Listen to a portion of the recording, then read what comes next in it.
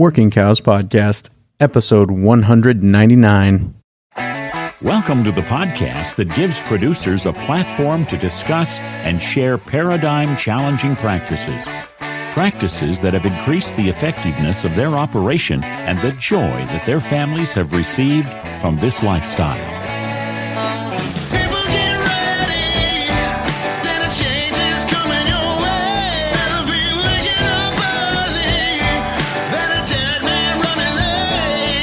Howdy, everybody. This is Clay Connery, host of the Working Cows Podcast, powered by the Global Ag Network. Very excited to be joined today by Shanon Sims. Shanon is a rancher in the mountains of McFadden, Wyoming, and he's been doing some interesting and out of the box things for a long time there. We talked to his wife way back on episode 3 about windrow grazing, and we are talking to him today about moving away from kind of some industry standard breeding methods, and talking to him today about using or raising your own bulls. So should be an interesting conversation with Shanon today. Looking forward to it. Shanon, thanks for joining me today on the Working Cows Podcast.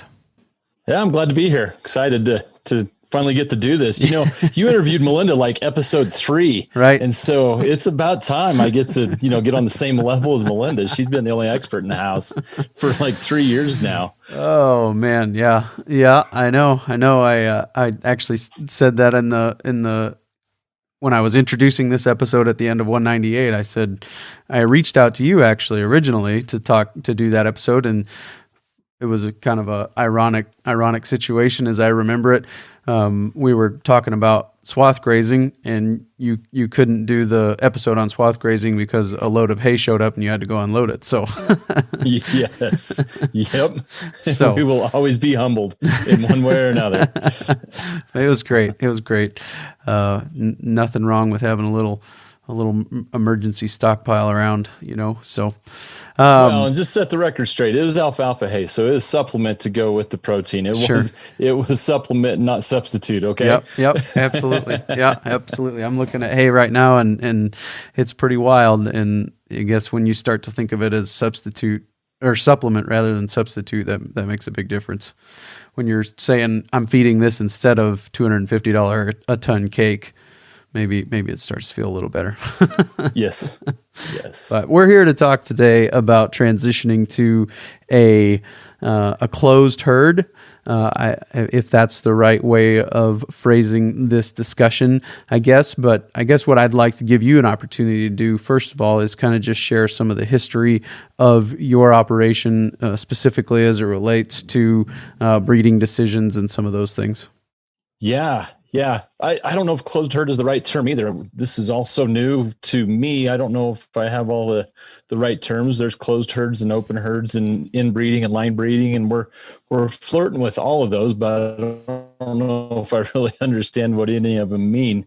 But just a little background. My dad and grandpa started AI in cows in 1975. So I don't know if that quantifies them as an innovator or an early adopter. But they were early on, and AI'd heifers, cows. They even tried horses one year. Every year from then until 2 years ago, we dropped the AI program. So there's a lot of history and a lot of identity that can be built into something like that. When you're taking on a new technology, adopted early, even our neighbors kind of started to identify us as the people that utilize AI in the cow herd when nobody else was. And even there's records, and they weighed calves every year in the fall. And when they added the AI to the program, it boosted 205-day weights by 60 pounds the first year. So a big change. And then also just the phenotype of the cattle. I remember Dad talking about riding through the herd prior to AI, and another nice calf. And after about a decade of pretty good. So there's a lot of good things that came from the use of AI, some big changes. But what happened for us is in 1989. They went to a holistic management school and started learning more about grazing and implemented a cell grazing of sorts. Started dividing pastures and rotationally grazing, but continued to AI in the years. In 2014, we hired Roland Cruz to come in and help us rewrite our holistic context, holistic goal. And, we don't have time to go through that right now. I've found as a mission statement works well on a podcast too. Inspired business, producing quality life, personal growth. Utilizing genetics that are coming from a farm in North Dakota or a ranch in North Texas wasn't really moving us towards quality livestock adapted to our environment. And if you read in our holistic context, that's what we mean by quality livestock is livestock that can survive in our area on our resources. And we all live in very unique places, but it is unique in McFadden. The truckers refer to as the snook about it. 90-mile-an-hour winds with kind of cow to thrive here, and utilizing outside genetics, improved genetics that are built for growth, built for milking and stuff like that, was taken as backwards. And then we add into that our part of the mission statement that is a healthy environment. Putting cows into the same set of pens at the same time of year means you have to have some surrounding paddocks that are getting used the same time of year by the same number of cows. And that goes against some of the grazing principles that we believe in, which is using different pastures at different times of the year to try to build diversity. And so those two aspects of our holistic context moved us away from AI. And it made it a lot easier to let go of that legacy that we had built around AI, if that makes sense. Yeah, absolutely. How long was that decision process? I mean, the Roland Cruz coming in, the holistic management school in 1989, but the AI goes all the way back to 1975. How long did you spend kind of thinking about going away from AI before you actually did it? I don't think the thought ever crossed anybody's mind until 2014 when we rewrote that context and we started to kind of question if it was taking us in the right direction. 2016, there was some other circumstances besides just our goals, but we moved away from the heifers, AIing heifers in that year. And then last year, so 2020 was the first year we didn't artificially inseminate the cows. So it took a while for us to go ahead and make that move. And we talked about it every year, and there was always a reason to go ahead with it. But we finally pulled the plug on the cows just 2 years ago. Gotcha. And now we have all kinds of time for other stuff in the summers. The time that we spent synchronizing cows or heat detecting, those are all behind us, and we have time for, the other day, Dad and my son Kagan went out and split up some pastures into 80-acre paddocks, and so we're moving cattle a little bit more rapidly. And today, probably putting in cedars and whatnot today, but buffalo for an environmental stewardship tour. And so, there's been some positives come out of this already, besides the livestock portion of it. We're struggling with the internet connection here, Shanon. Could I call you on the phone? Would that work or not? Yeah, that'd be great. Okay. Hello. Hey, what were the motivations? I mean, you mentioned the quality of life or being able to, increase the management, cutting up some pastures with temporary, I'm assuming, into some 80-acre paddocks and increasing that stock density and some of those things. What were some of the other what were some of the other motivations for moving away from AI? One of the bigger motivations was the use of synchronization drugs. And so we couldn't afford to spend 21 days AI in cows, heat detecting on natural cycles and whatnot. So everything was synchronized. And we kind of started wondering if those cows were building a reliance on the drugs to cause them to cycle. And we're seeing a little bit of evidence of that, and it's not just us. I've got a neighbor that's kind of going through the same thing and seeing the same deals. Those cows are starting to rely on the inputs to get the cycle. And so, our biggest driver of profit, I believe, according to Steve Campbell on the Working Cows podcast, is a live calf. Well, that's fertility. And if our cows are relying on outside inputs to get pregnant, we're going backwards. And so that was a driving force. And then also, I don't know, I'm probably repeating myself, but the biggest driver is we need to build an animal that can survive our climate. So 7,200 feet, long winters, we get the first frost September. If we're lucky, it's early in October, and then we get the last snowstorms in, a lot of times it's the first week of May. I've seen it snow as late as the 23rd of June just last year. Most of the old timers around here see snow all 12 months, have seen snow all 12 months.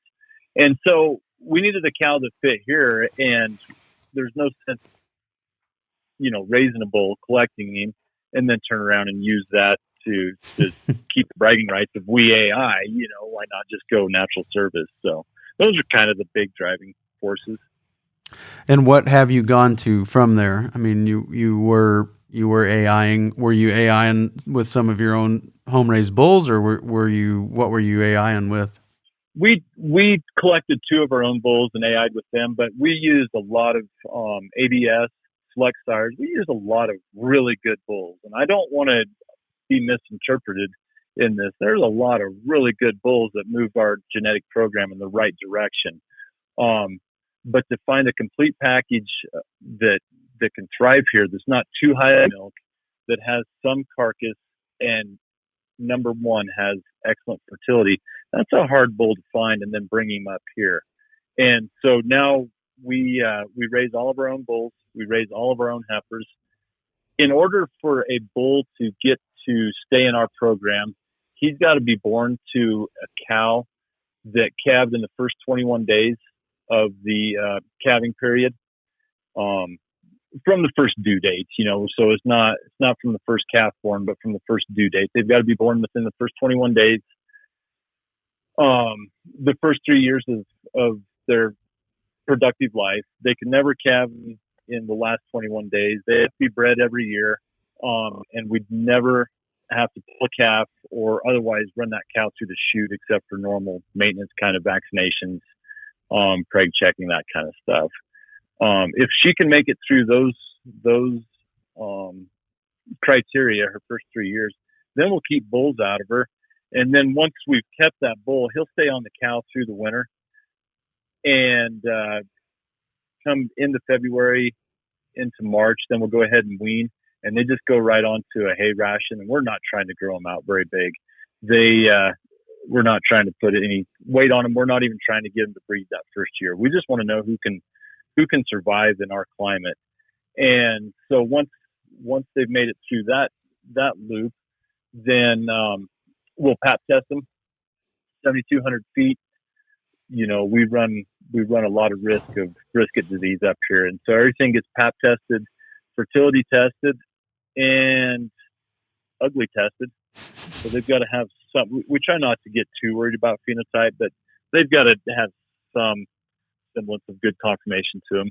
And if they can make it through those, then they get to be a breeding bull in the herd. And then on the female side, every heifer born on the place gets a chance to be a cow. And so no supplement during the summers. They just stay on the cow, and then through the winter we feed the cow to balance the ration to meet her needs. And so if our hay test's a little bit low, if it's only 6% protein, we'll go ahead and supplement with some alfalfa. But those heifers stay on the cow until the same time frame, end of February, 1st of March, then we'll wean them off. And they go on to our best hay if we have to. A lot of times our best hay is 9% protein with, 60% TDN or thereabouts. And if we don't have very good hay, we will supplement, but we haven't had to do that for about 4 or 5 years now. And we take advantage of compensatory growth starting in May, and then the 8th of July or thereabouts, we turn the bulls in. This year it's going to be for 21 days because I've got a bet with a couple of guys on a WhatsApp group that see who can have the highest breed up doing this. So I got to stick to the 21. Prior to now, it's been 24 to 30 days that they get a chance to breed. And at the end of that, everything that's bred gets to be a cow, and everything that's not is a stalker and is sold to the highest bidder. And that all came from, really, I think a lot of that came from Glenn Barlow, but I learned about it through Bert Teichert. And so I've got to give credit where credit's due. None of these ideas were really ours. They're, we're standing on the shoulders of giants here. Mm.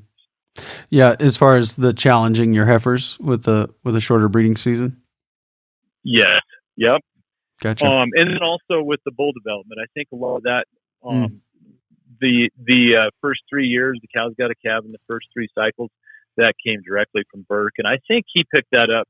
If it wasn't from Glenn Barlow, it was Gerald Fry. But I think that was Glenn that is where he picked that up. And so we're just copying some other people and able to do it on our scale for our purposes. Right. I think the first paragraph of Joel Salatin's article in the Stockman Grass Farmer this month or last month says that Alan Nation said, "I'm just a pollinator bee flitting from one idea to the next and just cross-pollinating ideas, so I think there's always a lot of that.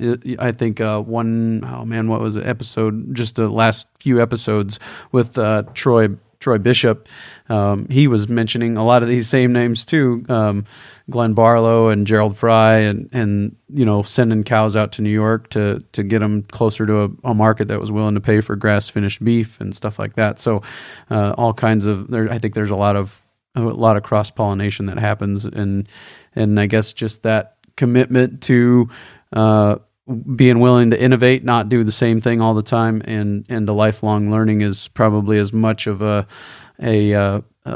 part of making this change as anything. Oh yeah, absolutely. And another name to throw in there is Steve Campbell. 40% of profitability comes from a live calf, 30% feed resource, 20% calf growth, and 10% carcass. And an awful lot of the industry focus is on carcass right now, which is only 10% of our profit. And meanwhile, what we're running into, a really dry year, our cows did not perform well from a fertility aspect. And so 2016, we grew all kinds of feed, lots and lots and lots and lots of feed. And then it turned dry and they couldn't do anything with it. And we ended up with only 70% of the herd conceiving that year. Mm-hmm. Well, that's not rare in this country. So our options are to find a cow that works here or to prop them up. And propping them up just keeps getting more and more and more expensive. Although, thanks to Steve Campbell, I think maybe salt can prop them up a lot more than I've realized. So, yeah, I just made my first. There's some options. I just made my first batch of mineral water yesterday. So, we'll have to talk after this. Learn how. We're just giving it a shot. Nothing died, so one day and we're good. But so, anyways, So I love that not propping them up, finding the cows that can work in your environment. have there been commonalities? I guess maybe first question, how long have you been keeping your own bulls for natural service? Are we just a year into this or just getting started? Where are you at in this game? The answer is yes, honestly. So part of the advantage of using AI is we've been able to keep our own cleanup bulls. Just bred a little group of cows separate and kept our own cleanup bulls for as long as I can remember. I've been on the ranch since 2001. And as a kid, I don't remember buying bulls. So we've been doing that for a long time. This will just be the second year that we've used our own genetics strictly. And so you're going to have to kind of prime me here again. What was your question, Clay? Just kind of how long you've been doing it, and I guess if there was any commonalities that you've been seeing as far as cows that produce calves that can become bulls, phenotypical commonalities within the bull herd, any of those things as you've been kind of selecting your own genetics to become breeding stock. The one that's really stood out to me, so the bull side of it is pretty new and fresh, not very far along. The heifer side of it, we've been doing that regime with the short breeding season and the more time on the cow. We've been doing that since 2014. And so we're starting to see some commonalities in the heifers that perform. And one of the big ones that stood out to me was went out through the 2-year-olds went out through the cows and was really taking note of the 2-year-olds. And probably 25% of those had a good calf on them and still had a bunch of dead hair. And, that would have been around the 1st of July. And the other 75% were shed off. And when we first started this, I'll bet you it was 50-50. So I think, and that's kind of a standard metric that Steve Campbell uses is the early shedding. Troy Smith, I think it's Trent Smith from Mississippi State, he subscribed to that for a long time, that you've really got to find the early shedders, and that gives you a good idea. And I think we're not actively looking for anything because I feel like every time we get involved, we screw it up. We chase carcass traits in our herd in the mid 90s, and we basically ruined fertility. And so I'm afraid to start trying to select cattle because I don't know what else is going on. What I know is if they can raise a calf and I don't have to touch her, she's a good cow. And so we're staying out of it, but we're starting to see the shedding present itself. And then, there's no sense in me redoing a Kit Farrow episode. We're getting cows that have more girth. They've just got more capacity. I can't say that we're seeing frame score 4s. We're probably seeing 5s to 5.5s. And I do wonder about, just because of our region, we're a lot further north than Cheyenne Wells. I don't know if you've seen a white-tailed deer in the brush country of Texas, but they're a lot smaller than they are here. Yep. And I almost wonder if it takes a little bit more of a sizable cow to just fill up on low quality feed and might explain some of that. But definitely not 6s and 7s for a frame score. Right. So that's been pretty obvious. Nothing else really stands out. I suppose we have a lot better udders now, just because. But that's a tough one.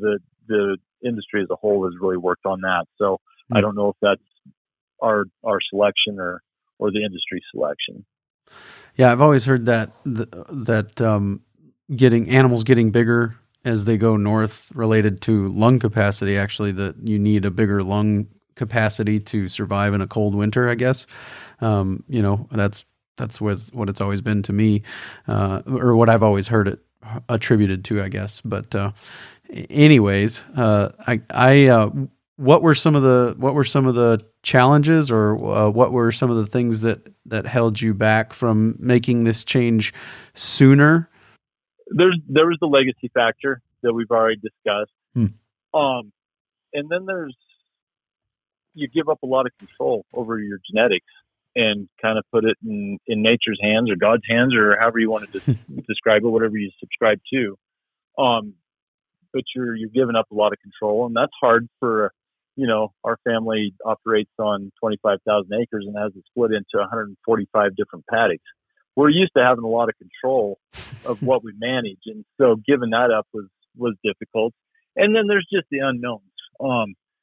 There's a fine line between line breeding and inbreeding, and we don't know where we're at on that for sure. Although I will say my man Joe Hatch has helped me a bunch on that. He sent me a piece of literature, and what that says is if you've got more than 300 head, you're not going to have a significant problem with inbreeding. And then along with that, inbreeding is just nothing more than lining up the recessives. And so as long as you can do it within a economical way, there's nothing wrong with having some cattle fall out from some genetic traits, the genetic abnormalities. So I suppose those were the biggest challenges, and it's the people. It's always people. There you go. There's another name of somebody on your podcast, Alan Crockett, right? Every problem's a people problem. Yep. And I think that's even true with this. Sure. Yeah. So I'll quote the Stockman grass farmer again. I think it was Alan Williams said, when it works, it's line breeding. When it doesn't, it's inbreeding. Yeah. And when it works, it was my idea. And when it doesn't, it's somebody else's idea. Yeah. What are some things you wish you would have known before you got started? I don't know if I wish I would have known it before I got started. I wish we would have adopted some of the DNA testing a lot sooner. We still have the horn gene in our herd, and there is no reason for that. DNA testing could eliminate that so fast. And so that was one of the things that we brought along in making this move is primarily we're DNA testing for some things like calving ease, and heifer pregnancy and stayability. That's really what we're using it for. But then we add to that, the horn gene. And so anything that's carrying the horn gene goes. Anything that's got horns, obviously they never get to be a bull, but anything carrying the horn gene, they go into our lease bulls. Some people are not worried about that. We are. I wish I would have adopted that a lot sooner. I think also knowing that our genetics are good enough for what we need to do. I wish I would have understood that sooner. Just in that everything you hear is all about carcass, and they've got a grade choice, and they've got to be a yield grade 3 or less. And if you don't use the right genetics, they're never going to finish. And there's some validity to that, but we've kind of peaked. We've kind of topped out. And again, we don't need to redo some of your previous podcasts, but we haven't made much genetic progress in the way of weight or even carcass traits for that matter in probably 20 years, and so much of that can be turned on and off with some epigenetics and that kind of stuff. So just a better understanding of genetics would have helped us immensely. What do you see as the future going forward? What are you thinking as far as you're just getting started with this? Do you have any further ways that you plan to roll this out or make use of this tool? Ultimately, I think this is going to be a marketing tool, and not marketing genetics, not marketing breeding stock or anything like that. But when you have a fertile cow herd, you have a lot of flexibility. And so if I can sell pregnant cows because I've got lots of pregnant heifers, my playbook is wide open. And so I think that's where the ultimate goal is to get to. Right now in 21 days or in one cycle, we're getting about 70% of our heifers pregnant. Last year we had a drought where we were 55. If we can start moving that needle up just a little bit, maybe get 75, maybe even get to 80%. And I'm talking like 15 to 20 years down the road, because I think those changes are going to be slow and it still relies on weather and whatnot. But if we can start getting more of those young cattle pregnant, that means I can sell some of those 4-year-old cows that have peaked in their appreciation and will start to depreciate, that don't have the genetic package that we want. And I think there's a lot of potential in marketing those cattle. And then again, I talked about the 70%. We had a similar year last year. It was really dry. We grew some decent feed, got super dry on us. Instead of being a 70% preg rate, we were 80%. I'm hoping that, again, 25 years from now, my kids will be able to take advantage of the fertility in our herd. That it doesn't matter if we get 10 inches of precip or if we get 20 inches of precip, we're going to be 85 to 90% pregnant, or maybe even 93% pregnant, without any inputs. And I think it's doable. It's going to take a lot of pressure, but those are kind of, that's the direction we're headed. And I talked about the carcass traits and whatnot. We're using the DNA panel. I don't want those to fall by the wayside. We still have to produce a quality product for the consumer, because at the end of the day, all of this is just an exercise in, well, not futility, but it's just for fun if we don't have somebody buying the product on the backside. And so if we can get a highly fertile cow with a good eating experience for the consumer, that's ultimately where we want to arrive at. But right now, I want to really focus on the fertility. It's not an exercise in futility, it's an exercise in fertility. You come so far. That was a bad one. Yeah. Anyway, could you have done this without 44 years of AIing, or is that a help or a hindrance in your mind at this point? I really appreciate that question, because I've wrestled with that a lot too. The reason, are we able to do this because of those 40 years or in spite of? And I really don't have an answer. What I do know is, utilizing the AI, a lot of the convenience traits built into our herd that we would have got there without AI, but it would have taken a lot longer, I think. But on the flip side, we lost a lot of the fertility and whatnot that was already in this herd. A lot of the adapted components of these cattle. It used to be nobody supplemented.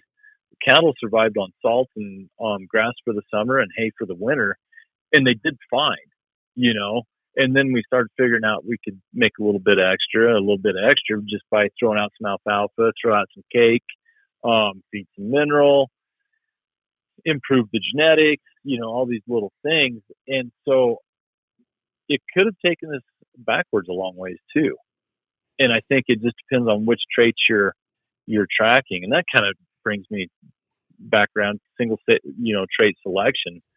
It's so easy with an AI program to start chasing a single trait, whether it's pounds, whether it's carcass, whether it's fertility.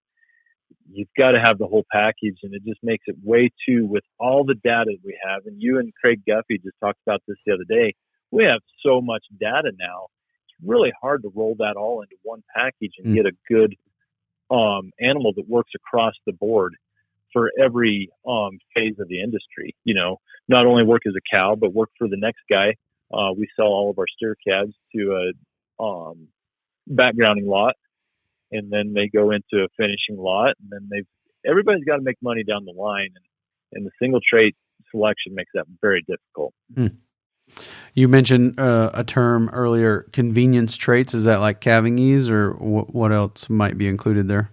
Yeah, the calving ease, the docility, I guess, and maybe that shouldn't be considered a convenience, because if they're not docile, they don't get to stay here. But it is somewhat of a convenience trait.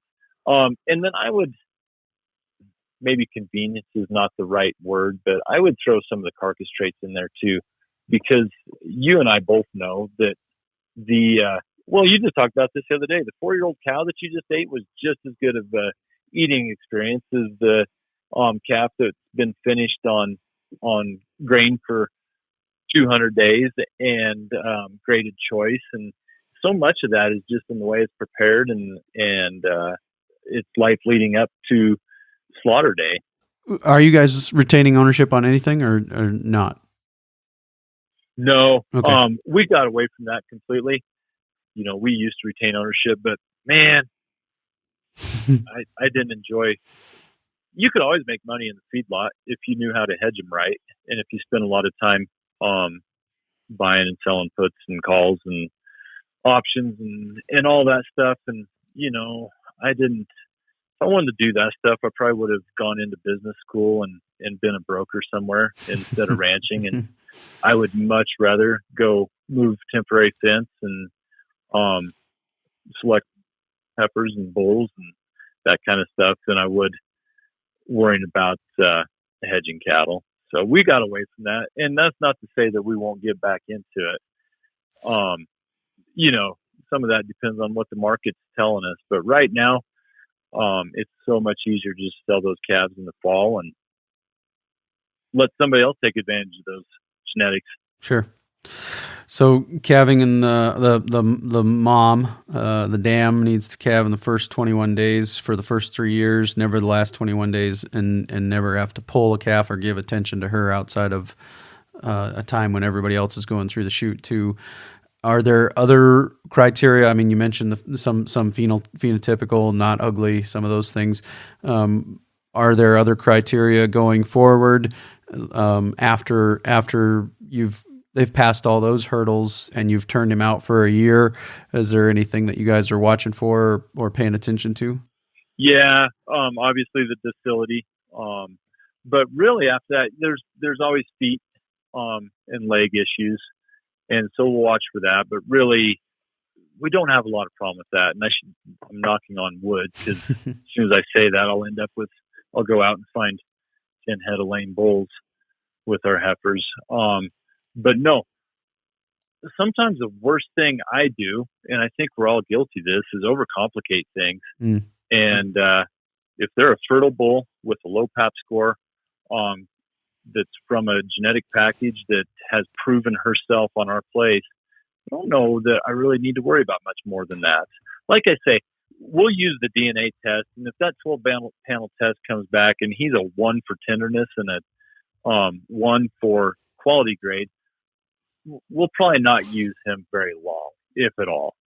But beyond that, no, we're keeping it just as simple as possible. I guess the other thing I should mention is we keep the genetic turnover pretty fast on our bulls. So they get a year off. That first year they get to grow. The next 4 years they get to breed, and then we're done with them. And, you and Craig talked about that the other day, and I don't think he's wrong, and I don't think that we are wrong. Part of the reason we do that is because they start to get a little bit more ornery the older they get. We start to run into a little bit more of concern for disease, and my fences are not spectacular, and so we have cattle getting out and whatnot. We have neighbors that run good cattle right next to us, but there's always that risk. And then they just don't cover country as well. They get heavy, just like you and Craig were talking about. 1 ton bull on our landscapes, lots of hills, lots of steep hills, and having to travel to and from water. They don't hold up nearly as well as a young, lighter bull weighing 1,600 pounds. Yeah, it was going to be a question too. Do you know anything about mature bull size on some of the AI sires you were using, and how does mature bull size of what you're using now compare? That would be really hard for me to answer very well, Clay. They print that stuff. You can look at bulls, and a lot of the bulls we used, their mature weight was 22, 23, 2,400 pounds, but that's not the genetic package. That's feeding. And that's a bull that's hanging out in the stud his whole life. And and so comparing those to our bulls is pretty tough, because our bulls, if they get supplemented, it's almost an accident. They'll run with the cows during the winter, and so they might get a little bit of alfalfa. They get pulled out around the 1st of April and go to grass, and they get turned in with the cows again in with the heifers on the 8th of July, in with the cows on the 22nd of July. And then once we pull them, they go back to the grass, and they stay on grass just as long as we can. And last winter, it was a wide open winter, and so they got to come in off of the hills. And by hills, I mean our upland pastures, sagebrush steppe.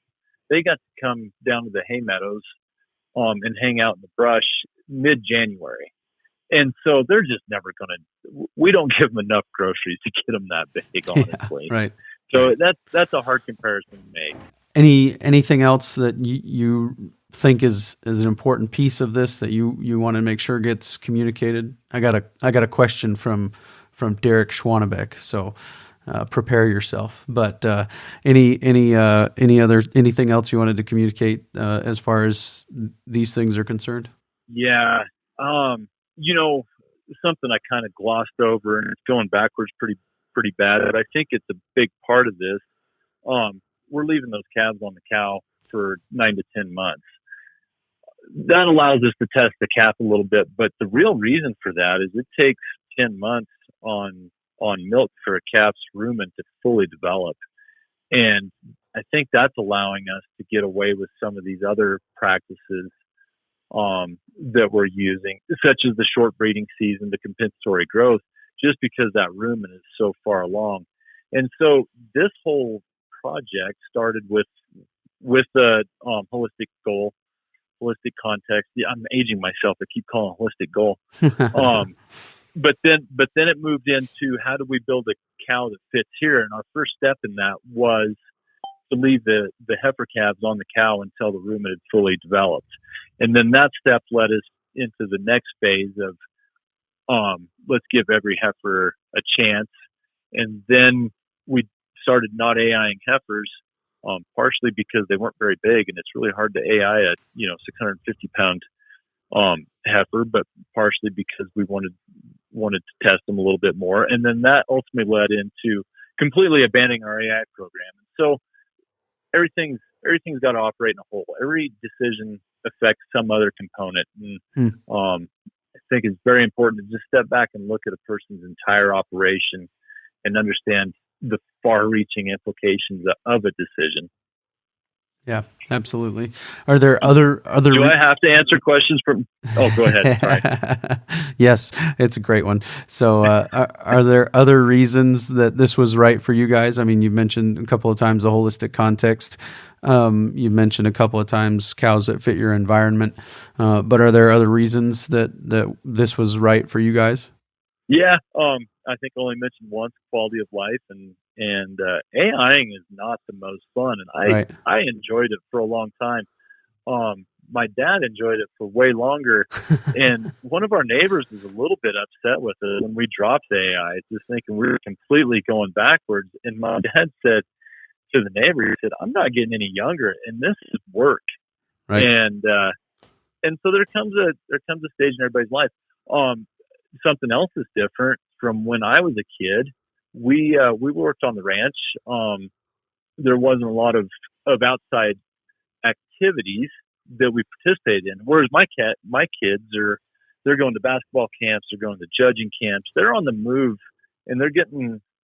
I don't want to hold them back from that because we've got AI cows this week, or we've got to move cows closer to the pens this week, and so there's a lot of that family part of it that played into this as well.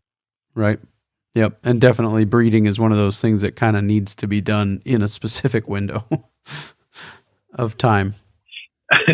Yeah. Especially here, if you do it too soon, you get the calve in ice. And if you do it too late, you don't have to worry about calving because they never bred because everything is turned and there's no nutrition left in the feed, so it is. Yeah. There's a very specific window for us. Very good. Shanon, I really appreciate your time today, but I do have this burning question from Derek that I wanted to get your answer to if you're prepared. I doubt that I'm prepared for a Derek question, but I'll try.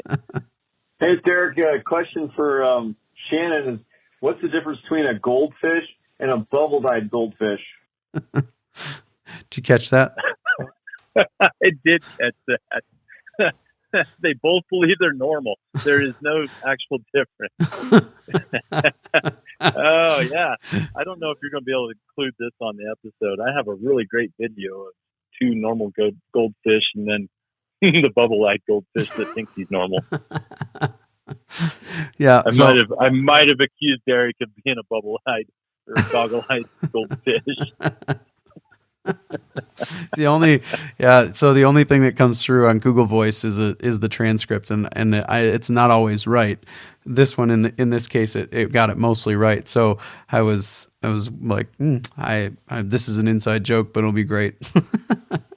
Okay. So yeah, Shanon, thank you so much for your time today. Oh man, thank you. It's always fun. It's fun to try to explain some of what we do. It clarifies it in my mind a little bit more. So thank you for the opportunity.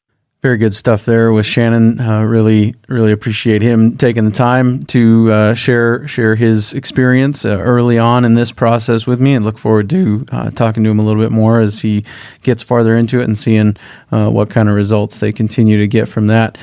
Coming up next week, episode 200 of the Working Cows podcast, and we'll just leave you hanging. It's going to be a special treat, and hopefully the rest of these episodes in the early 200s work out. I got a few things in the works that I'm really excited to share with you. So come on back next week for a very special episode 200 of the Working Cows podcast. We'll see you then.